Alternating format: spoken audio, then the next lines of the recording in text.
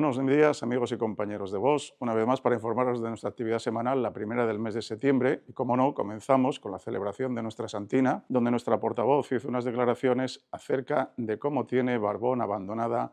prácticamente la totalidad de los creyentes asturianos, que no se dignó ni aparecer por allí. Una vez ya iniciada la actividad parlamentaria el martes, nuestro compañero Javier Jové volvió a inquirir a la ínclita consejera de Cultura acerca de un dispendio más en la estación invernal de Pajares, una actividad de verano que nos ha costado 16.000 euros, en la que solo han acudido 20 personas, a 710 euros el gasto por persona, el despilfarro.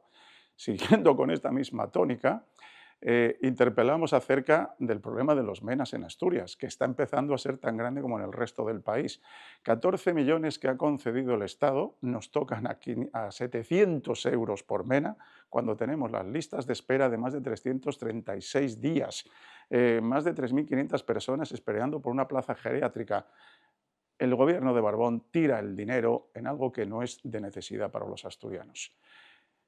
Nuestra portavoz también interpeló al presidente acerca del abandono que tiene en el medio rural, puesto de manifiesto por los incendios que una vez más han asolado en este verano la comunidad autónoma de Asturias. El desahogo, el despropósito que tiene el gobierno de Barbón con el campo, abandonando todo tipo de ganadería extensiva, abandonando a nuestros compatriotas del campo, trae que una de las principales causas de los incendios sea precisamente la desprotección del monte. Y concluimos la semana con la intervención del que os habla,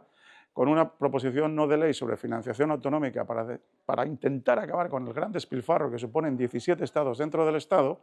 y lo que comprobamos fue la negativa de todo el arco parlamentario, pero sobre todo del PP, porque esta misma proposición no de ley en Baleares nos aprobaron 5 de los 7 puntos. Una vez más demuestran que hay 17 PPs y que